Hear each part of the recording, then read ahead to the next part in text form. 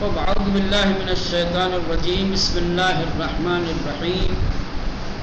الحمد لله رب العالمين وصلى الله على محمد وآله الطاهرين. اللهم صل على محمد وآل محمد وعجل فرجهم. چلیں حکمت نمبر 114. وقال علیہ السلام اذا استولى الصلاح على الزمان وأهله ثم أساء رجل الظن برجل لم تظهر منه حوبة فقد ظلم وإذا استولى الفساد على الزمان وأهله فأحسن رجل الظن برجل فقد غرر. امام نے یہ کلمات حسن ظن اور سوء ظن کے بارے میں ارشاد فرمایا ہے. کہاں پر انسان کو خوشگمان ہونا چاہیے، حسن ظن رکھنا چاہیے، اور کب کہاں پر کیا ہے سوء ظن یا بدگمان ہونا چاہیے. نہ ہر جگہ خوشگمانی اچھی چیز ہے، نہ ہر جگہ بدگمانی. خوشگمانی کی جگہ بدگمانی کریں گے وہ بھی غلط ہے، بدگمانی کی جگہ خوشگمانی کریں گے وہ بھی غلط ہے. دونوں کے اپنے اپنے مواقع ہیں.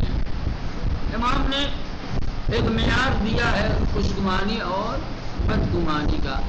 کہہ رہے ہیں کہ جب زمانہ اور زمانے کے لوگ، جب دنیا اور دنیا والوں کا چلن اچھا ہو، نیک ہو، جب دیکھو کہ سماج اور معاشرے کے لوگ جو ہے نیک اچھے بھلے لوگ ہیں، ٹھیک، تو ایسے دور میں، ایسے زمانے میں جب تک کہ کسی سے کوئی برا عمل نہ دیکھو، کیا ہے بدگمانی نہ کرو.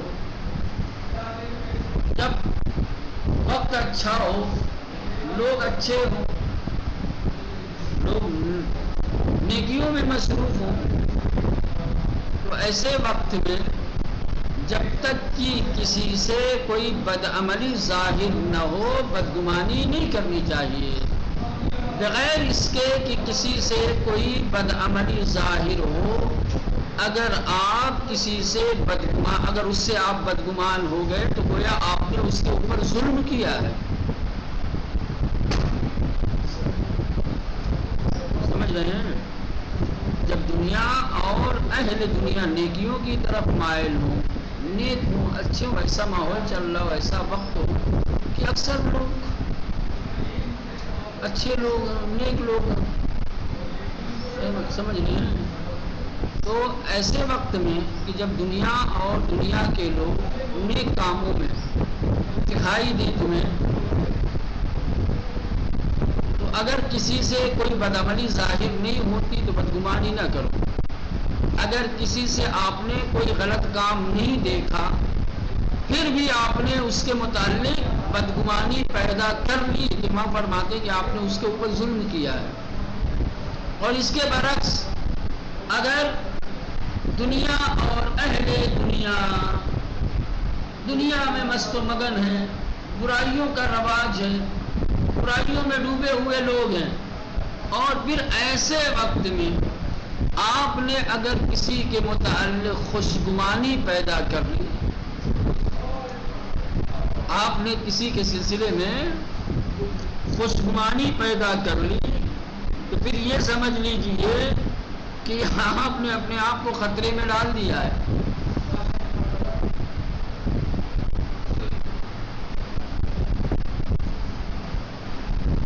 خوشگمانی کا معیار یہ ہے کہ اچھے لوگوں پہ خوشگمانی کرو، بدگمانی برے لوگوں کے متعلق ایک کلمہ کہا جاتی، اچھے لوگوں سے کے متعلق خوشگمانی رکھو، برے لوگوں کے متعلق بدگمانی رکھو. برے لوگوں کے متعلق اگر خوشگمانی رکھو گے تو اپنے آپ کو خطرے میں ڈالو گے. اچھے لوگوں کے متعلق اگر بدگمانی کرو گے تو یہ ان کے اوپر ظلم ہوگا. ٹھیک مولانا، سمجھ میں آئی؟ واضح ہوئی حکمت؟ اچھے لوگوں پہ بدگمانی نہ کرو، اچھے لوگوں پہ بدگمانی، اچھے لوگوں کے ساتھ ظلم ہے. برے لوگوں پہ خوشگمانی نہ کرو، کیونکہ برے لوگوں کے متعلق خوشگمان ہونا اپنے آپ کو مصیبتوں میں مبتلا کرنا ہے، اپنے آپ کو خطرے میں ڈالنا ہے. اچھے لوگوں کے متعلق اچھا خیال رکھو، برے لوگوں کے متعلق ختم. جی میرا امام فرماتے ہیں اذا استولى الصلاح على الزمان واهله. امام فرماتے ہیں کہ جب دنیا اور اہل دنیا میں صلاح یعنی نیکی، اچھائی، بھلائی کا چلن ہو، اذا استولى یعنی گھیرے ہوئے ہو، جب غالب ہو، سمجھ رہے ہیں، جب دنیا اور اہل دنیا کے بیچ اچھائی کا، نیکی کا چلن ہو، جب اچھائی دنیا اور دنیا والوں پر غالب ہو، ثم اساء رجل الظن، اور پھر ایسے وقت میں کوئی شخص بدگمانی کرے، برجل ایسے شخص کے متعلق، لم تظہر منہ حوبۃ کہ جس سے کوئی برائی سرزد نہیں ہوئی ہے، فقد ظلم، تو پھر یہ بدگمانی کیا ہے مولانا؟ ظلم ہے. وَإِذَا اسْتَوْلَى الْفَسَادُ عَلَى الزَّمَانِ وَأَهْلِهِ، اور جب دنیا اور اہل دنیا پر فساد غالب ہو، جب لوگ برائیوں میں مبتلا ہوں، فَأَحْسَنَ رَجُلُ الظَّنِّ، اور پھر ایسے وقت میں کوئی شخص خوشگمان ہو جائے، خوش خیال ہو جائے، برجل کسی شخص کے متعلق، فقد غرر، تو اس نے خود کو ہی خطرے میں ڈال لیا ہے. ہاں آپ نے آزمایا ہے، آپ نے دیکھا ہے، یہ ان میں سے نہیں ہے کہ جو فساد میں مبتلا ہیں، پھر آپ نے اگر خوشگمانی پیدا کی ہے تو حق بنتا ہے، کیونکہ لوگ دنیا کے ساتھ چلتے ہیں. ابھی آج کا دور، آج کا زمانہ خوش خیالی والا نہیں ہے، خوشگمانی والا نہیں ہے. ہاں کیونکہ موجودہ وقت میں دنیا اور اہل دنیا پہ فساد غالب ہے، صلاح کا عطا پتہ نہیں ہے. تو آج کے دور میں، آج کے زمانے میں خوشگمانی اگر پیدا کریں گے کس کے متعلق، اچھا خیال رکھیں گے، تو سمجھ جائیے کہ پھر آپ کا برا ہو جائے گا.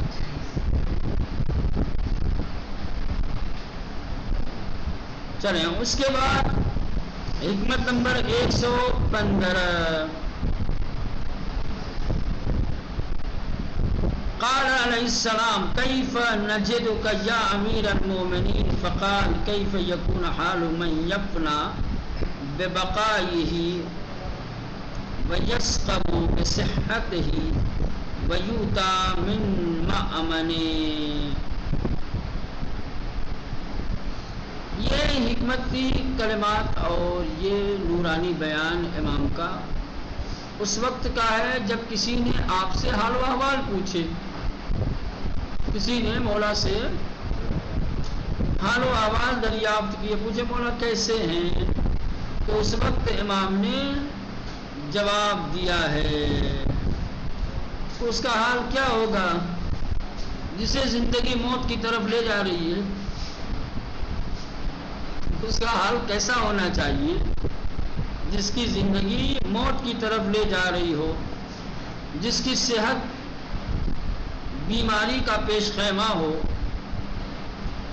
جو اپنی پناہگاہ سے گرفت میں لے لیا جائے گا، جس سے خود کی پناہگاہ حفاظت نہیں کر سکتی. یعنی امام نے انسان اور دنیا کی حقیقت کو بتایا ہے. سمجھ رہے ہیں؟ جو گزر رہی ہے گزرتی ہی رہی ہے، وقت کا کام ہے گزرنا، پہلا حقیقت تو یہی ہے. یعنی انسان کو متوجہ رہنا چاہیے، غفلت میں زندگی نہیں گزارنی چاہیے، ہے نا. امام نے توجہ دلائی ہے کہ بھائی میں تو ہمیشہ موت کے بارے میں سوچتا رہتا ہوں، کیونکہ یہ جو میری زندگی ہے نا، یہ مجھے اسی کی طرف لے جا رہی ہے. میری زندگی مجھے جدھر لے جا رہی ہے اس کو میں کیسے بھول سکتا ہوں؟ لوگ بس خالی ایک پہلو دیکھتے ہیں، بس زندگی کے ساتھ ہیں، ہے نا، زندگی کے بڑھتے ہوئے قدم یہ نہیں دکھائی دیتے. زندگی انسان کو کس سمت لے جا رہی ہے، کس جانب لے جا رہی ہے، وہ غافل ہے، سوئے ہوئے مسافر کی طرح بس چل رہی ہے، پتہ نہیں ہے کدھر جا رہے. ٹرین پہ کہاں آیا، کدھر آیا، منزل کتنی دور ہے، کتنی قریب ہے، کچھ پتہ نہیں ہوتا. لیکن بیدار انسان اس کو سب علم ہوتا ہے. یعنی میری زندگی بیداری والی ہے، میں اتنا غافل نہیں ہوں کہ بہت خوش رہوں، کبھی جی رہا ہوں، ابھی زندہ ہوں. اس شخص کا حال کیا ہوگا جس کی زندگی موت کی طرف لے جا رہی ہے. میں اپنی صحت مندی سے بڑا خوش تھوڑی ہوں، یا میں اپنی صحت مندی پہ مغرور نہیں ہوں، اس لیے کہ انسان کی صحت اس کی بیماری کا پیش خیمہ. بیماری کوئی لندن امریکہ سے اٹھ کے تھوڑی آتی ہے، انسان کو لگتی ہے. یہ صحت مند بدن کب بیمار پڑ جائے، کب کون سی بیماری عارض ہو جائے انسان کو جانتا ہے.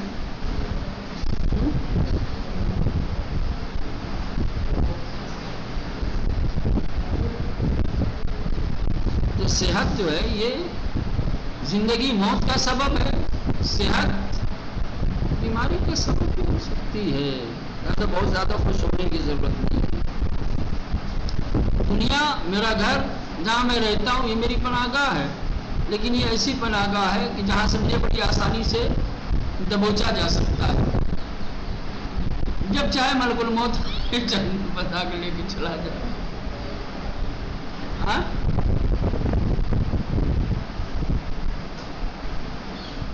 کنتم فی بروج مشیدہ والا ہے، اینما تکونوا یدرککم الموت، ہے نا، جہاں کہیں بھی ہو. ہر شخص کی ایک پناہ گاہ ہے نا، انسان کی حیثیت کے اعتبار سے. لیکن کیا کسی کی پناہ گاہ ملک الموت کے چنگل سے بچا لے گی؟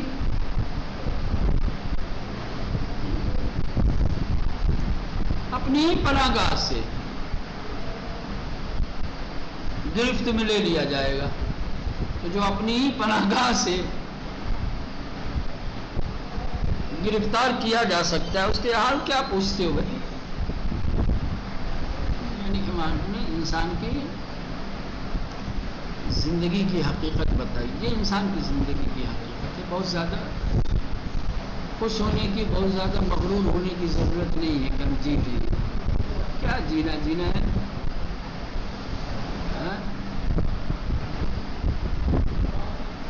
جس پہ خوش ہو رہے ہو وہی تمہیں موت کی طرف لے جا رہی ہے. صحت نعمت ہے، صحیح استعمال کرو، اس کو مغرور ہونے کی ضرورت نہیں ہے.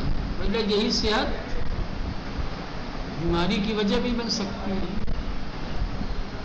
پیش خیمہ ہے بیماری سے بنے. ایسے ہی اگر تم نے قلعہ بنا لیا ہے، تم نے محل بنا لیا ہے، تم نے کوئی بڑی اچھی پناہ گاہ بنا لی ہے، تو موت کو مت بھول جاؤ کہ نہ بھائی میرے پاس تو قلعہ ہے، میرے پاس تو محل ہے، میرے پاس تو یہ ہے. نہ، بڑی آسانی کے ساتھ تم اپنی پناہ گاہ سے گرفتار کر لیے جاؤ گے. تمہاری پناہ گاہ تمہیں پناہ نہیں دے گی، نہیں بچا پائے گی. دیکھیں کیف نجدک یا امیر المومنین، یا امیر المومنین، آپ کا کیا حال ہے؟ کیف نجدک، ہم آپ کو کیسا پاتے ہیں امیر المومنین، یعنی آپ کیسے ہیں، آپ کے کیا حالات ہیں. فقال، امام علیہ السلام نے فرمایا کیف یکون حال من، اس شخص کا حال کیا ہوگا، یفنا ببقائے، جس کی بقا فنا کی طرف لے جا رہی ہو، جس کی زندگی موت کی طرف لے جا رہی ہو. ویسقم صحته، جس کی صحت، جس کی سلامتی بیماری کا پیش خیمہ ہے، جس کی صحت ہی اسے بیمار کرتی ہے۔ وَيُؤْتَى مِن مَأْمَنٍ، وَيُؤْتَى جو اٹھا لیا جائے گا، گرفت میں لے لیا جائے گا، من مامن اپنی ہی پناہ گاہ سے، جو اپنی ہی پناہ گاہ سے اس کا حل کیا پوچھتے ہو؟ چلیے ایک آخری حکمت پڑھ کے بات کو تمام کرتے ہیں۔ حکمت نمبر 116، کم من مستدرج بالاحسان الیہ ومغرور بالستر علیہ ومفتون بحسن القول فیہ وما ابتلى الله احدا بمثل الاملاء له۔ عجیب ہے ابتلا اور آزمائش، واقعا وَلَنَبْلُوَنَّكُمْ بِشَيْءٍ مِّنَ الْخَوْفِ وَالْجُوعِ۔ قرآن مجید میں بہت سارے آیات ایسی ہیں جن آیات میں اللہ نے اپنے بندوں کی آزمائش اور امتحان کا تذکرہ کیا ہے، اور تاکید کے ساتھ کہ ضرور بالضرور ہم تمہیں آزمائیں گے، تمہارا امتحان لیں گے۔ کیا تم لوگ یہ خیال کرتے ہو کہ اگر تم نے یہ کہہ دیا کہ ہم ایمان لے آئے تو اس کی وجہ سے ہم تمہیں چھوڑ دیں گے، تمہیں آزمائش میں نہیں ڈالیں گے؟ نہ، ایسا ہرگز نہیں ہے۔ احسب الناس ان یترکوا قالوا آمنا، نہ، تو انسان کی مسلسل آزمائش اور امتحان ہوتا رہتا ہے۔ ہر چیز خدا کی طرف سے، قدرت کی طرف سے ایک امتحان اور ایک آزمائش ہے۔ کتنے ایسے لوگ ہیں جنہیں اللہ نعمتیں دے کر کے آہستہ آہستہ عذاب میں مبتلا کرتا ہے۔ نعمتیں چارہ ڈال کے شکار کرتا ہے۔ کتنے لوگ اسی میں مگن ہو جاتے ہیں، مچھی کی طرح۔ بھائی نہیں دیکھتے کہ اندر کٹیا چھپی ہوئی ہے، منہ مارا کہ گئے، بس اوپر کا خالی چارہ یا اوپر کا جو آٹا لگا ہوا ہے وہی دکھتا ہے۔ وہ دیکھ کر کے جیسے مچھلیاں جو ہے ایک دم دھڑاک سے چھلانگ مارتی ہیں اور ایک ہی لقمے میں نگل لیتی ہیں۔ نعمتیں دے کر کے چارہ ڈالا جاتا ہے، لے بھائی کتنا چاہیے تو یہ لے، شہرت چاہیے، نام چاہیے، گاڑی چاہیے، جائیداد چاہیے، منصب چاہیے، کیا چاہیے، لو لو لو۔ نعمتیں دے کے آہستہ آہستہ کیا ہے، عذاب کا مستحق بنایا جاتا ہے۔ اگر وہی نعمتیں جو مل رہی ہیں اسی نعمتوں کا اگر صحیح استعمال کر رہا ہے، وہی نعمتیں اس کے لیے مزید نعمتوں کا اور وہی نجات کا سبب بھی بن سکتی ہے۔ لیکن نعمتیں مل رہی ہو اور انسان نہ شکر نعمت کرے، نہ نعمت کا صحیح طریقے سے استعمال کرے، تو پھر نعمت اس کے لیے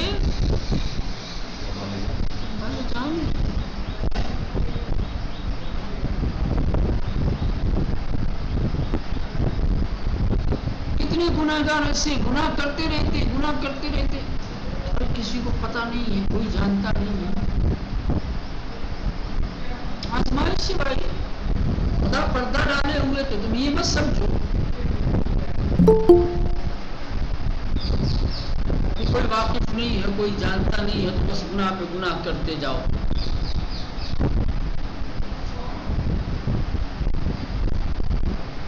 گناہوں پہ پردہ پوشی گناہ پر تمہیں جری نہ بنا دے،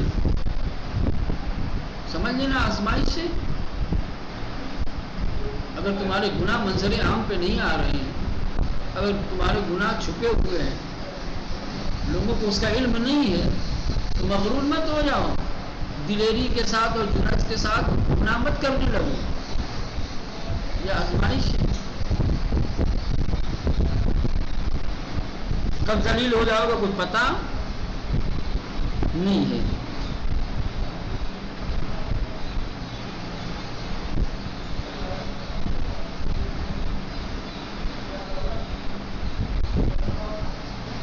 اسی طریقے سے بعض لوگ دوسروں کی جانب سے ہونے والی واہوائی، شاباشی اور تعریف سن کر کے اپنے عمل پہ نظر ڈالنا چھوڑ دیتے ہیں، ہے نا؟ خوش ہو جاتے اسی سے، بڑا اچھا کہہ رہا، نیک کہہ رہا، بس وہ دوسروں کی جھوٹی تعریفیں کیا ہے، ہمیں غافل کر دیتی ہیں کہ ہم اپنا جائزہ لیں، اپنا حساب و کتاب لیں، دوسروں کی تعریفوں میں ہی خوش رہتے ہیں۔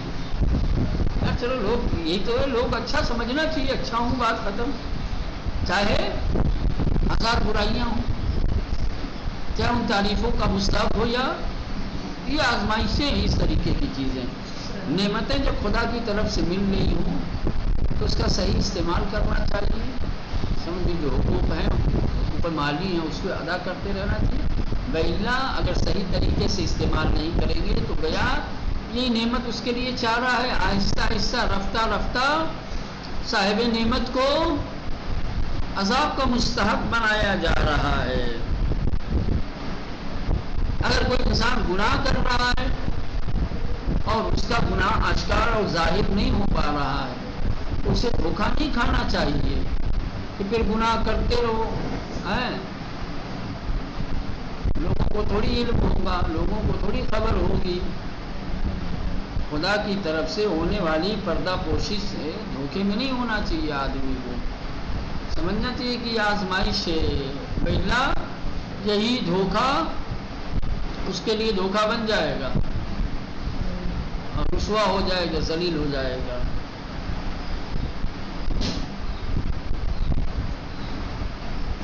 جھوٹی تعریفیں سن کر کے انسان کو چلیں، کم من مستدرج بالاحسان الیہ، کم من مستدرج بالاحسان الیہ، کتنے ہی ایسے لوگ ہیں، کم من کتنے ہی ایسے لوگ ہیں، مستدرج جو رفتہ رفتہ مستحق بنائے جا رہے ہیں عذاب کے، بالاحسان الیہ، احسان کی وجہ سے، کتنے ایسے لوگ ہیں جنہیں نعمتیں دے کر رفتہ رفتہ کیا ہے، عذاب کا مستحق بنایا جا رہا ہے۔ وَمَغْرُورٍ بِالسِّتْرِ عَلَيْهِ، اور کتنے ہی لوگ ایسے ہیں جو مغرور ہو گئے ہیں، جو دھوکہ کھا گئے ہیں گناہوں پر پردے پوشی کی وجہ سے، خدا نے پردہ ڈالا ہے، گناہ کو اشکار نہیں ہونے دیا، تو اب یہی خدا کی پردہ پوشی کی وجہ سے یہ مغرور ہو گئے، سمجھ لیں۔ وَمَغْرُورٍ، کتنے ایسے لوگ مغرور ہو گئے، کتنے ایسے لوگ دھوکہ کھا گئے، بِالسَّتْرِ عَلَيْهِ، اس کے گناہوں پر پردہ پوشی سے، وَمَفْتُونٍ بِحُسْنِ الْقَوْلِ فِيهِ، اور کتنے لوگ مفتون ہوتا ہے یعنی وہی دھوکہ کھانا، اس کے معنی بھی کیا ہے، دھوکہ کھانا، فریب میں مبتلا ہو جانا، کتنے لوگ دھوکہ کھا گئے، بحسن القول فیہ، اپنے بارے میں دوسروں کے حسن قول کی وجہ سے، دوسرے لوگوں نے اس کے بارے میں اچھا کہہ دیا، ٹھیک، اب اسی سے دھوکہ کھا کے، چلو میں تو اب اچھا ہی ہوں، سب اچھا کہہ رہے ہیں تو میں اچھا ہوں، چاہے حقیقت میں وہ اچھا رہے یا۔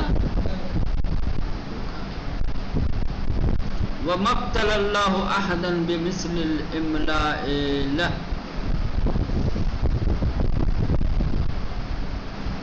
اور مہلت دینے سے زیادہ اللہ کی جانب سے کوئی بڑی آزمائش نہیں ہے، سب سے بڑی آزمائش خدا کی جانب سے اس کی دی گئی مہلت ہے، مہلتیں آزمائش،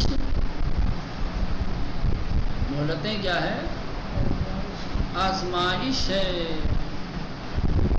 نعمت دے رہا ہے، غلط استعمال کر رہے ہو پھر بھی نعمت دیے جا رہا ہے، یہ مہلت ہے اس کی طرف سے، گناہ کیے جا رہے ہو، تمہارے گناہوں پہ پردہ ڈال رہا ہے،